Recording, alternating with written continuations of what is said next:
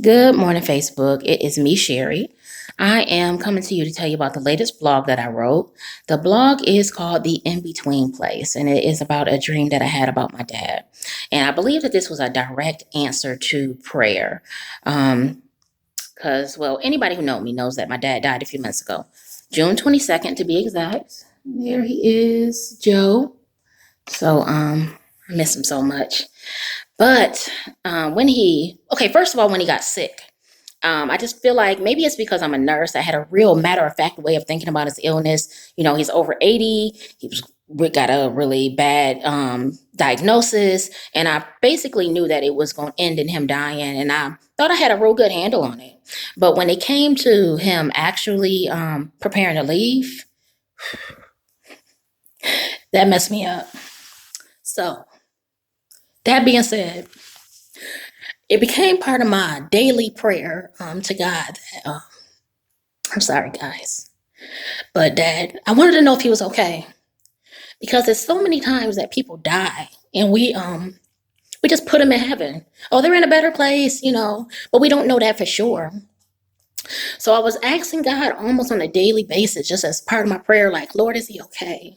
I just really wanted to hear directly from the other side that he was all right. And so that was in June. Now, I feel like God answered my prayers 9 days ago. I had a dream. And I'm going to tell you guys about the dream. And you guys can judge for yourself if you believe it was from God or not. So in this dream, I was at home with my husband. And I noticed that there was this huge door, like bigger than the wall. It was just huge. This door was like a solid metal. And it had chain links that I could tell would be used to lift the door up and pull the door down. And these links were huge. These links were like big as my head. These links were gigantic. So I knew that this door was just like heavy duty. Like I felt like nothing could get through these doors. Like if there was a flood, the whole earth flooded, not a drop of water would get through these doors. Like air, nothing. Like it was just an area that was sealed off from me getting into. So at some point in the dream, I noticed that the door was cracked open, like open just enough that you can bend down and you can get through it. And my husband went through the door and I followed him. And when I went out, it was like this huge patio space. It was really nothing in it. It was like a cement floor, but it was veiled off. There were like these long curtains all the way around where you couldn't see through the curtains. And then I could see underneath the curtain, like it was like maybe an inch or two off the ground where you could see that on the other side of the curtain, there was a grassy area. There was sunshine and I don't know what else was out there. So we're in this patio area that I'm calling the in-between space because I feel like it wasn't in my house. So like to me, it represented like me being here and my dad being there. And God gave us an in-between spot to meet. So after I checked the room out, I noticed that my dad was there. And we were just talking and everything was normal and regular. And I can't even remember what we were talking about, but I just know that we were talking just casually about everything. I just can't really remember one, but I do remember one specific thing. I'll tell you in a minute. The only thing that I remember is how I got my confirmation, which is crazy, but I'm gonna share that too. So while we were talking, I noticed that over to the side, there was a container. And in the container, there was two of his shirts. So I know my dad was busy doing something and I was over here looking at these shirts and I was just wondering like why they were in there. And he told me that mama put them shirts over in there. And when he said that, I knew that she was getting rid of two of his shirts. They both were long sleeve, button down, like fall type shirts, like shirts that I was thinking that I could use them as a jacket, like a lightweight jacket. And I wanted to keep both of them because I knew my mom was going to get rid of them and I just didn't want to let them go. One of the shirts I wanted to do a Pinterest project with, and the other one I just wanted to keep. And I remember telling him, I said, Joe, I just going to keep this one because it just really, really reminds me of you. It really makes me think about you. So not long after that, I woke up. But I woke up with a peace, like I knew he was okay. Like I knew everything was all right. I don't know. I learned to trust what I feel. And I felt like this was God answering my prayer, like he was all right. And so now this is how I really know that this dream was from God. I already felt that way, but I got a confirmation later on. So later on that day, I called my mom and I told her about my dream that I had. And I said, I've been asking God about Joe, but I really feel like he answered me through this dream. I had a dream about Joe. And so I told her everything about the dream except for me and his conversation about the shirts. And when I finished talking to her, she was like, well, you know what? I got two of his shirts over here. She said, got them over here in a bag and I'm preparing to give them away. And I said, Mom, is either of those shirts like flannel? She said, yeah, both of them are. And I was just like in awe because how the coincidence of her actually having two shirts set to the side that she was preparing to give away. So that confirmed to me even more that my dream was actually like real, that he really, really, really was okay. And that I just couldn't believe that my mom actually had two shirts that she was planning to give away. So you already know, I told her not to get her shirts away.